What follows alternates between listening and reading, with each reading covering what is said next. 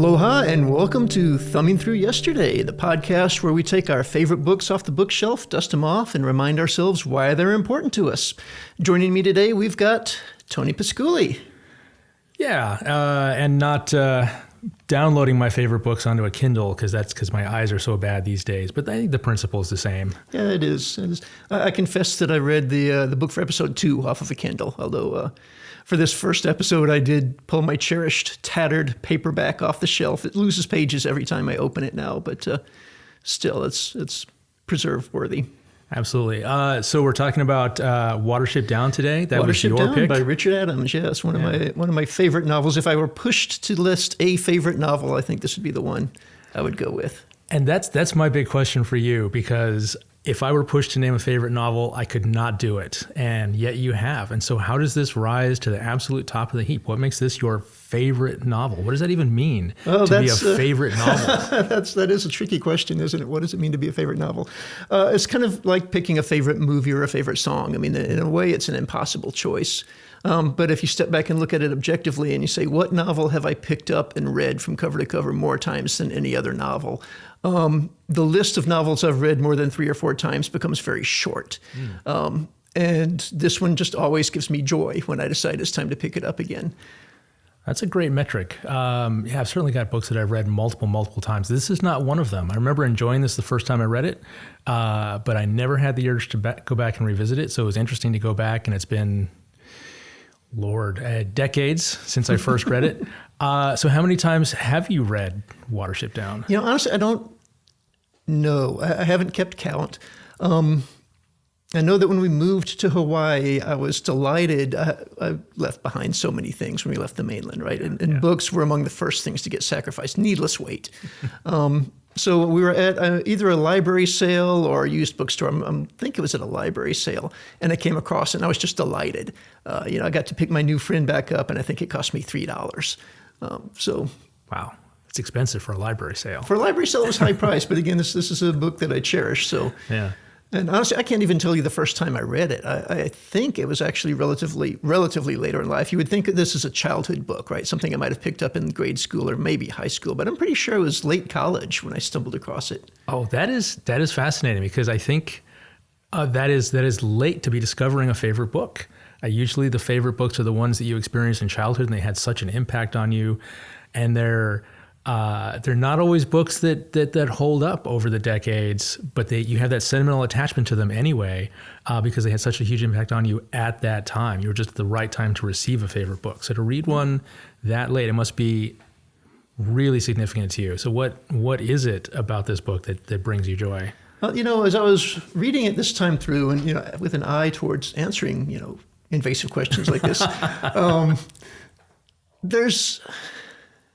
Okay, on the first hand, it's a wonderful adventure tale, right? I mean, it's just a fantastic hero story. And if you just plot the story arc and the hurdles that our champions have to overcome and the difficulties they face, it's no different than any other epic story, right? You could put it alongside the Iliad, you could put it alongside Lord of the Rings.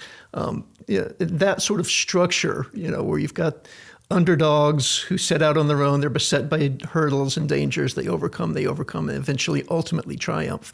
Mm-hmm. It's just a rewarding story.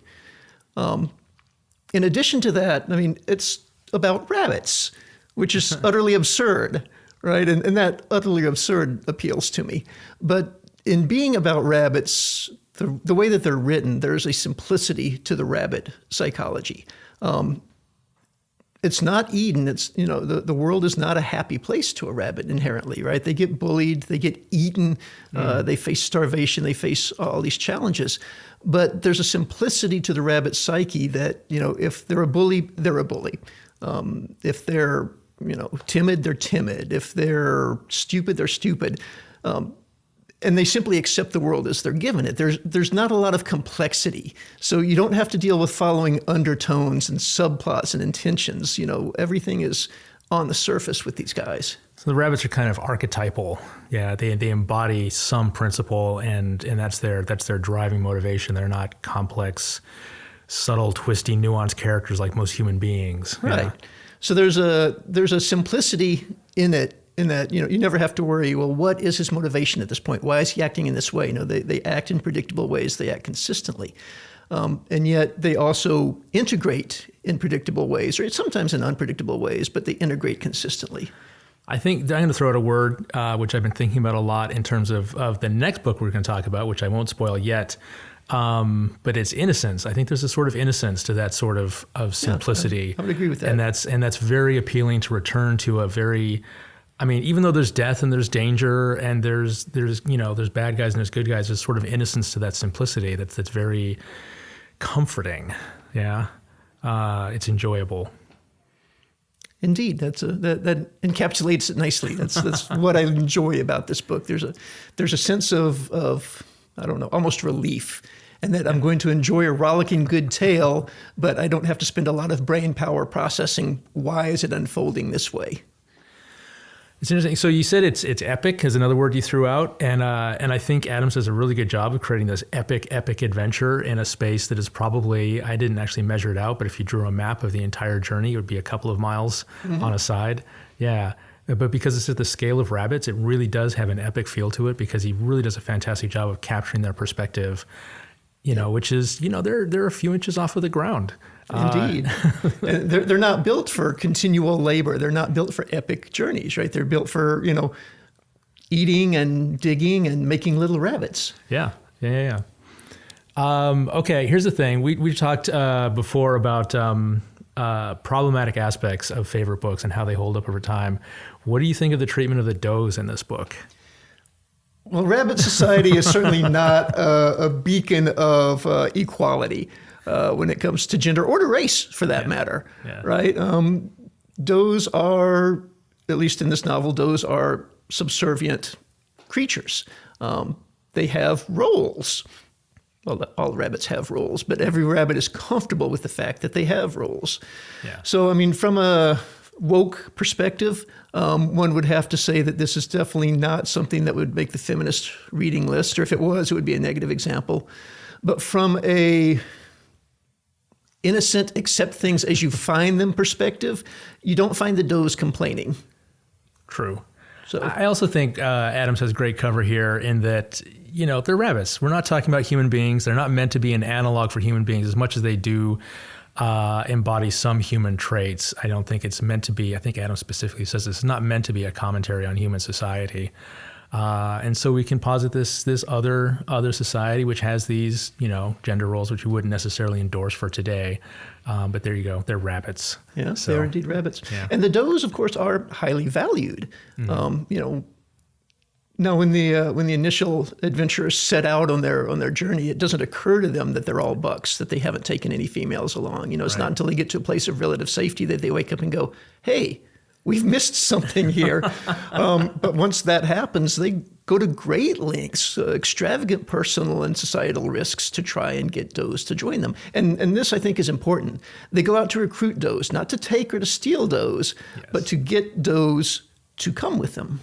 That's a good point. And every doe they find does want to willingly join their colony. They don't have to do any undue pressure or anything against the does themselves. There are other obstacles they run into. Indeed. The farmer who owns the first set of does they try to recruit, and the very aggressive general, what was his name that starts with Woundwort. Woundwort, yes, General Woundwort, and his obsessive need for control that forces him to hang on to a population that is actually undermining his authority and the functioning of his society that he's set up. Because there's actually too many rabbits. They can't live freely, they can't live comfortably, and yet he refuses to relinquish control.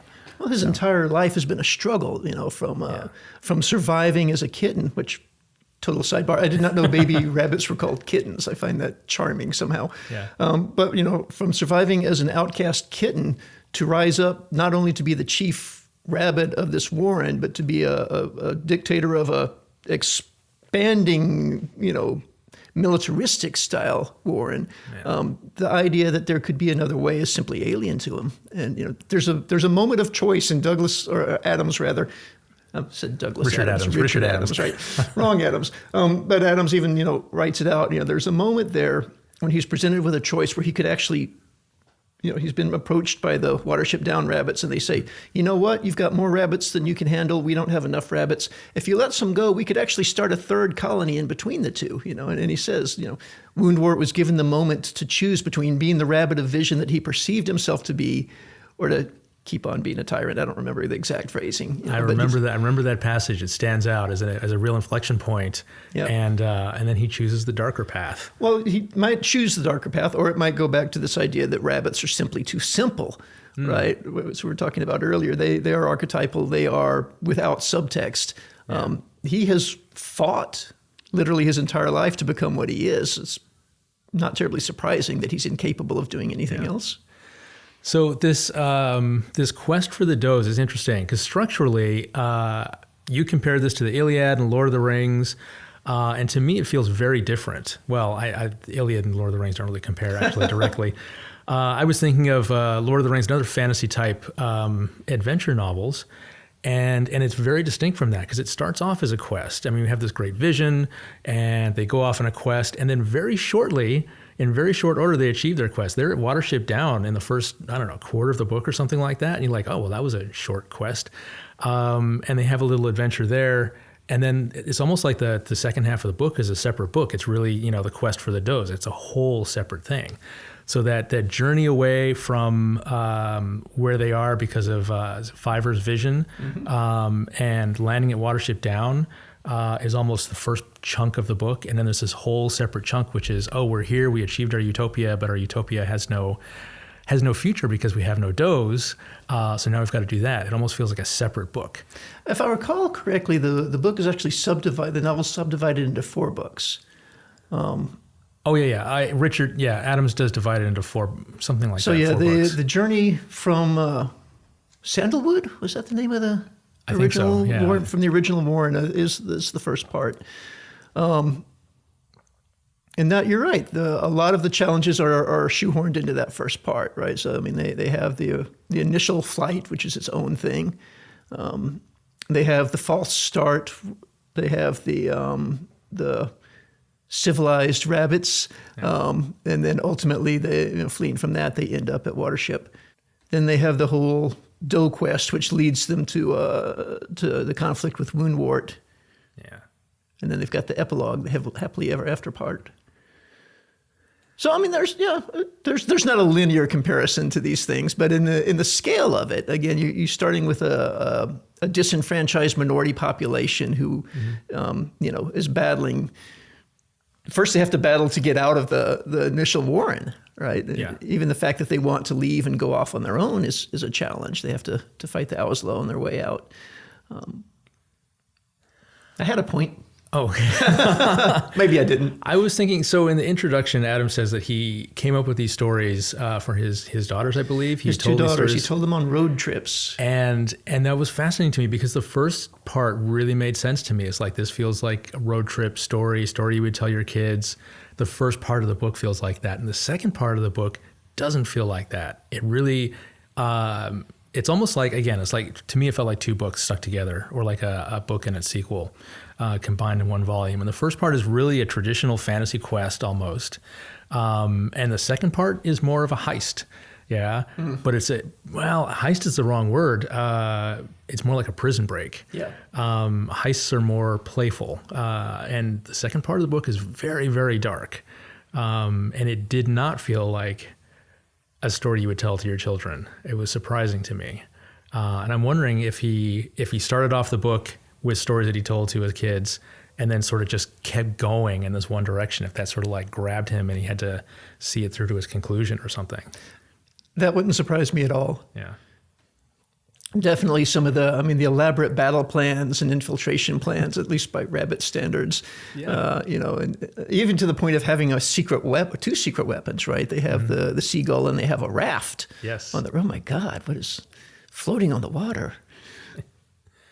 And just the sidebar there, some of the descriptions when he has the rabbit encounter these absolutely mundane things to us, and the amount of wonder and the amount of processing that it takes them to figure out, When Bigwig is caught by the snare and he says you have to sever the peg, and they have to stop and think about what can this possibly mean. They don't know what a wire is, what a peg is, where to find the peg, what severing it means. There was a thing he talked about from the rabbit's perspective, was the men walking around with glowing sticks, and I had no idea what he was talking about for most of the book until he gave a more explicit reference that made me realize that they were cigarettes. Yeah. All men smoke. We have discovered this in Watership Down. All humans smoke. Yes, with the notable exception of the little girl at the farm. I had a point about the. I'm going to skip ahead to something else, actually. Go right ahead. So, how did the dialect work for you for the gull and who's the other character that had a dialect? The field mouse. The field mouse. Yeah. Well, this actually opens a little bit larger topic of discussion, which I did want to get into, which is the language itself. Mm-hmm. He specifically addresses the fact that when animals communicate between species, there's a shared patois called hedgerow.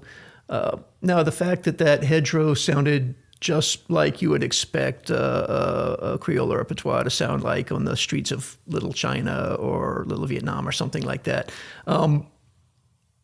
This is all interpreted into human speak, right? Yeah. So we're not rabbits or field mice or seagulls. We're working with our own limited understanding and our limited vocabulary and vocal cords. So, it translates to something that's equivalent. I love the fact that he took the time to address not all animals speak the same language, but with effort they can communicate to each other in a fashion. Yeah, I think that's a great idea. How did you feel about the implementation of it in this book? Again, this is a place where it does not shine in terms of being a woke idea. It's certainly very reminiscent of what you would hear in comedies depicting black people as inferior, from an earlier age. Yeah, I got that impression also, and I kept trying to shake it off. I'm like, no, he because it is a pidgin or a Creole, and he does make that explicit, and people do talk like that, and that's okay. But one of the things that was grating at me was that, presumably the rabbits would also have to speak in this pidgin to communicate with the seagull, but they didn't. The rabbits were still fully articulate, which was a great deal of rabbit privilege from Adams, I thought. Rabbit privilege. Lapine privilege. Lapine privilege, yeah.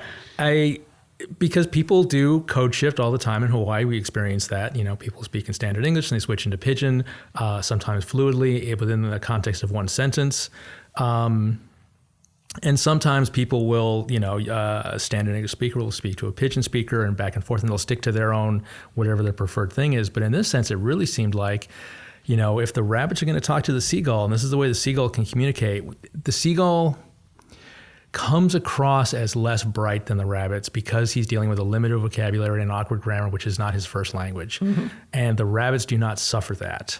And I think that's unfair. I don't know why. It doesn't matter. No one needs to stick up for seagulls, and rabbits are not privileged in our society. I don't know why that bothers me, but it does. Well, you can certainly read a lot into that, no doubt.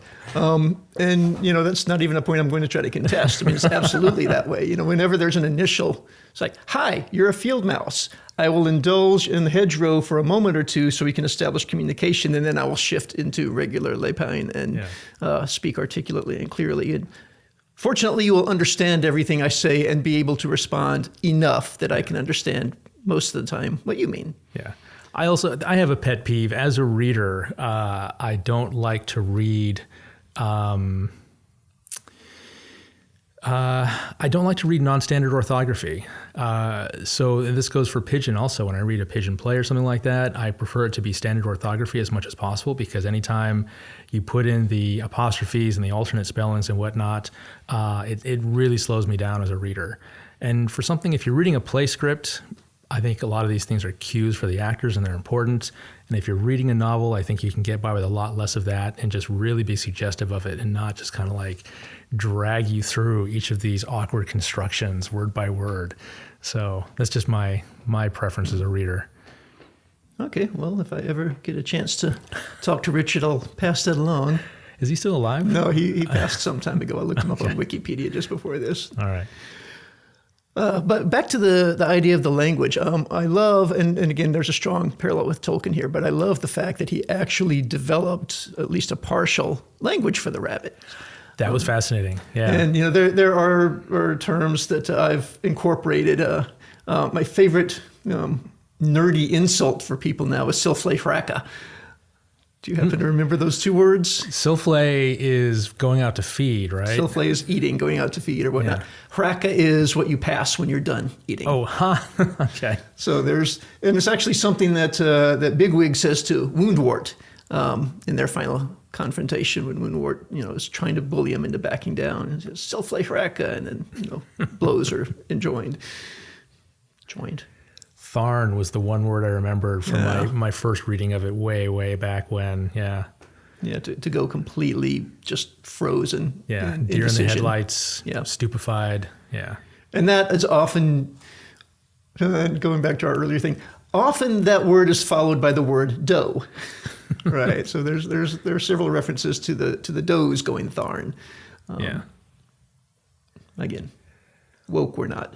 Well, in the Rabbit Society, this is something we haven't talked about yet. There is the does are all sort of a piece. Any doe is any doe. They don't distinguish themselves in any particular way. But on the male side, there's very much a hierarchy. There is a leader of a warren. What do they call the leader of the warren? Chief Rabbit. Chief Rabbit. Okay. And then there's the officers. The Owsla. The Owsla, right? And it's a pretty rigid hierarchy, even in even what we think of as the hero warren. They still maintain an Owsla. They still have a pretty rigid hierarchy. Mm-hmm. Yeah, and that just seems to be built into all rabbits everywhere. Even though we run into a couple of other warrens with different. I don't want to call them ideologies. They're set up differently. Mm-hmm. They run on slightly different principles, but they all share that. They all share this sort of flat hierarchy for the does and a rigid hierarchy for the bucks. Yeah. Indeed. Yep. Nothing to challenge there. I'm just throwing it out. No, I'm trying to challenge you. If he did write, I hesitate to call it a sequel, but many years later he did write Tales from Watership Down. Right. And that book, I have read it. I enjoyed Watership Down so much I couldn't not read it. It, in my opinion, falls flat, in part because it's not a cohesive novel. It's a collection of short stories, some of which are rabbit mythology, some of which are continuing stories at the Watership Down. And in those continuing stories at the Watership Down, it turns out that Hazel's mate, Heisenflay, I think. But anyway, she actually becomes co-Chief Rabbit. Interesting. So, there is evolution that we don't see in our book. It actually happens in this book. For all their talk about the does being, basically interchangeable and treating them as if they're less significant than the male rabbits, as soon as they rescue the does from General Woundwort's warren, they become full equals. I don't think they join the Owsla, but their opinions are respected. They have input on all sorts of things. Mm-hmm. They're not in any way less than. But it's just this weird sort of attitude, and maybe it's just because they're all bucks at the beginning, or maybe he has a shift in attitude as he's I guess writing. You could see there is some challenging of standard rabbit gender roles there. Also, you've got he expressly we find out several times that digging is doe's work, yes. But you do in fact have the bucks do the initial digging, creating the warren at Watership. Now, of course, there are no does, so yes. It's either that or not have one. But even if it's under duress, nonetheless, you've got the bucks assuming a typically female role there, typically female job. Yeah, there's a bit of that in that they're starting a new thing, and they kind of have to. They bring with them a lot of assumptions from their old warren, and as they find themselves in new circumstances, they have to reject a lot of these assumptions because pragmatism takes over, and it's just like, we have to do what we have to do. This isn't going to work, so we can't just afford to coast on what we thought we knew. So, and that's a perfect example of that, is the bucks having to do the digging because there are no does, but also just what are we going to do? Right. Well, we want a warren, so we have claws, we can dig. So I don't know, maybe this is a step towards a rabbit utopian society. The fact that they had to start cold, right? It's not like they left with a viable colony. Or under peaceful circumstances, right? So that is And now it makes me wish I picked a different book for next time. But that is a wonderful sort of idea, is that everybody thinks they can build a utopia by throwing out the old ideas and starting from scratch. It's like we get rid of all this baggage. But people can never get rid of all that baggage because they grew up in the old society. They always bring some of those assumptions with them. So how much can you build a utopia? I mean, you'd have to you'd have to abandon that utopia for a new utopia, and then you still carry the baggage of that failed utopia with you. So, yeah. Yeah. Well, it's interesting. I mean, they defy so many rabbit conventions, right? I mean, we talked a little bit about the gender roles, but typically in what we're given to understand from rabbit society, the chief rabbit is the biggest, most badass rabbit, period, end of story. And yet what we have in the Watership Down, Hazel is a run-of-the-mill buck. He's not particularly big. He's not particularly aggressive. He's not particularly bright. Yeah. And because he's been in that middle-of-the-road position, he doesn't make decisions that will impinge on other people, right? The other rabbits respect him for the fact that he's not taking advantage, at least the little guys, which is most of the Warren. And his number one advisor is a runt, a brain-damaged runt. Poor little Fiver has no respect for anyone in the Warren except for his brother Hazel. And the only one that actually believed in the visions that Fiver said, we've got to leave, is Hazel. Everybody else that left with him left because they were simply disgruntled. Yes. Life at the Warren wasn't quite good enough, and they were looking for the next best thing. Yeah. That's an interesting take on leadership also, because, I mean, Hazel is the leader who has to earn his leadership privileges over and over and over again, which he does by making good decisions and by listening to other people's input, other rabbits' input. Whereas Woundwort enforces his leadership with strength and ruthless discipline, and it's a real contrast. It's interesting, other than the commonalities between the Warrens that we see, we don't know what general societies are like. We have 4 examples and that's it, right? True. Yeah. So what are rabbits really like? Who knows? We get a little bit more than that because, Adams does speak to us in the omniscient narrator voice from time to time, talking about rabbit society and rabbit structures. That's true. He does a little bit. And constantly, he gives a lot of credit to a documentary book on the secret life of rabbits that I really, every time I pick this book up and read it, I'm like, the very next thing I'm going to do is go out and find that book and read it. And I've never gotten around to actually doing that. So what did you think of, he also claims that the other Warrens are not intended to be, or the book itself is not intended to be an allegory.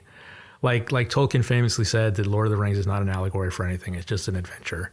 And people insist on reading into it that it's a commentary on World War I, or it's about race, or it's about this, or it's about that. And Adam says this is not an allegory. And yet we run into a couple of Warrens which are organized significantly different from our initial Warren that they flee from, and the new Warren which they set up, that seem to be bad, that seem to be relevant to stuff that might have been relevant to England about the time that Adams was writing. Well, on the one hand, he may have chosen that this is not supposed to represent anything, but there's only a handful of stories, right? The actual number of stories that exist, there's different philosophies on that. Are there 7 of them? Are there 13 of them? Whatever. And then there's a finite amount of experience that the author has to draw from. And a finite amount of imagination that he has, in which, well, maybe not finite, maybe imagination's infinite, I don't know. But you can pick it just about any book you want to and make it an allegory to something, right? Yeah. There's going to be parallels in structure, there's going to be parallels in appearance and development in something that remind you of, hey, this reminds me of Ringling Brothers' Barnum and Bailey Circus, right? Clearly this book is a tell-all expose of the circus industry. I think it's fair. I think we can take him at his word that he didn't have an intentional allegory, and that maybe his experience, I mean, obviously his experience just seeps into the book. I mean, what else do you have to write from but your experience? It's interesting in that I was thinking of other books I would compare this to, and one of them was Gulliver's Travels. Okay, yeah. In that the rabbits go around and they see a bunch of other societies which they don't like, and then they come back to one that they do like. Yeah, so it's just like, well, we could be organized like this, we could be organized like that. What are the flaws here? What are the flaws there? And they don't have a meeting about this, but there's a rejection of those alternatives that they. Yep. And there's even some adopting, though, of the culture. So when they set up to dig their new warren, one of the things they want is that large communal space. Oh, that's a good point. That they had at the. And I can't remember the name of the civilized warren, or maybe it didn't even have a name. Is there air quotes on civilized? Yeah. But the one with the rabbits that had developed poetry and art, but in fact were nothing more than a man's larder. Yes. But, so they did see something that they liked from their journey and incorporate that idea into their new society. But more so, you're right. They looked for the things that they didn't like and they avoided them. Yeah, that's an excellent point. That's something that some people have a hard time doing is you look at something and you reject it wholesale entirely, but they were able to pick and choose. That was clearly a dysfunctional society. They were, these rabbits were, it's not just that they were a larder for the farmers, it's that they were in complete denial about it. Yeah. That was the terrifying part of the story, was that they were things that they couldn't talk about. They were forbidden topics, because to acknowledge that they were at some point going to be harvested for food would be to undercut their entire society. So they just denied it completely. You could never ask where anyone was. Exactly, because maybe they were gone. Yeah, maybe they had stopped running. Yeah. But rather than just rejecting them entirely, they did take, what did they like from there? The big central warren. Yeah, that was the one and only thing, right? The fact that the architecture was nice.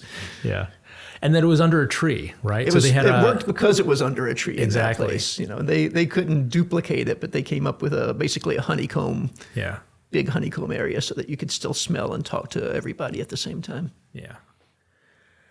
All right, so I feel like I'm challenging you on this book, and that's not my intention. So no. Talk more about what you love about it.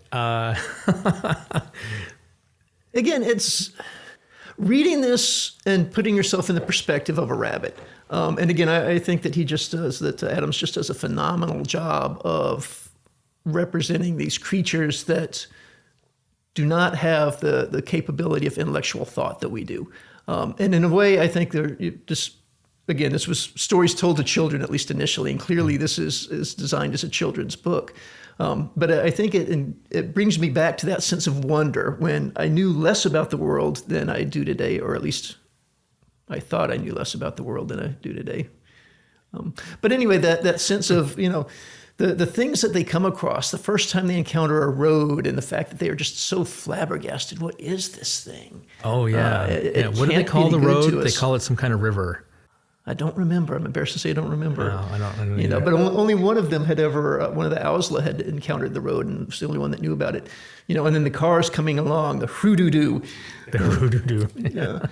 But the fact that, them being so terrified of it and not realizing how it's indifferent to them. And, these moments in which what's going on and they don't, but you see them trying to puzzle their way through something that, again, is just so mundane and so commonplace to you. The floating on the river with the raft, the fact that, some of them, even though they survived because they went through this, they still don't have any idea what happened. Yeah. It's from their perspective, it's a deus ex machina, right? They were saved by Lord Rainbow reached down and delivered them because they simply can't understand what happened. I love that sense of wonder, that sense of naivete, that, to go back to your word, that innocence that I feel when I'm reading and living through these exploits with them. Yeah, I really enjoyed that sense of experience in another culture, even if it's an entirely made up culture.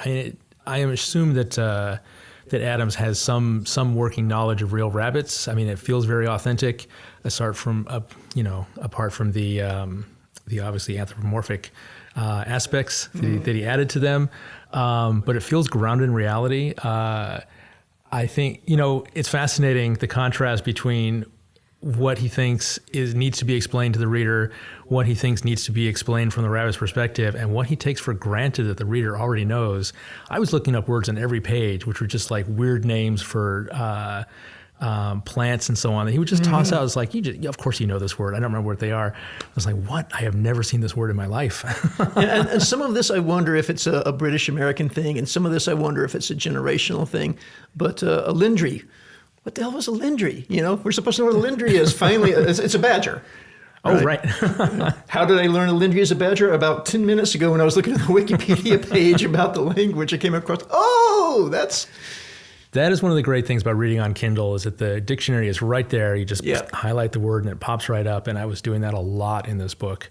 I think it is a shift. I think over the past few decades that people have become less, to our detriment in some ways, less immediately experiential and more. Our experiences have been modulated, so we don't appreciate things in their context. I'm trying to say we spend less time outdoors. That's what I'm trying to say. Okay, so you're from that well-fed Warren, right? Yeah. That back in the day, people lived their lives outside. They had knowledge of the earth and the sky. It was significant which constellations were visible and when and why. And now it's like, I don't know anybody who knows what the constellations are, let alone can predict them, who could name, unless they're a botanist, could name any plants that they're walking past. Because that's, but they know who all the Powerpuff Girls are. We live our lives online, in media, and mediated by, curated. Our lives are curated for us by our various interests that we follow, as opposed to just being out there and raw. So... And there's a bunch of rabbits who rejected that. They left their curated experience in the first Warren and set out to create their own. Yep. All right. All right. Are we wrapping up? I suppose. Any final thoughts you want to contribute before we wind it down? If you're looking for something that is relatively simple to read, full of joy, and yet not just drivel, this has got substance to it on a number of levels. I think this is just a fantastic and rare example of something where those two Venn diagrams overlap, something that's fun and simple to read simply because it is fun and simple, and yet something that is a story worth sinking your teeth into. It's definitely got a surprising amount of depth for a book about rabbits. It is not fluffy. It is not... fluffy. I like that. The other book I immediately think of when I think of, as soon as I know this is a story for his kids, is I think of Alice in Wonderland, which is nonsensical and light and entertaining. It was one of my favorite books growing up, but I think doesn't hold up the way that this does, because it doesn't have that depth and that richness and that consistency. It's not grounded in the same way. Alice in Wonderland is a very, very silly book. And it's lacking in the sort of arc and overall achievement that we find in our characters in Watership Down. Yeah. So this has a surprising amount of depth for what is intended to, I don't know how it was intended as a book, but what began as a children's story. And I know he had an issue publishing it because people said this is a children's story, but it's written like it's for adults. Yeah. And I think that's part of its lasting charm and its longevity is that it takes itself so seriously. And that it is grounded, So I hope you've enjoyed our inaugural flight through Watership Down here on Thumbing Through Yesterday. We'll have another episode out in 2 weeks, absolutely 2 weeks. You can hold me to it. And we will be discussing one of Heinlein's early works, Have Spacesuit Will Travel, a favorite of Tony's.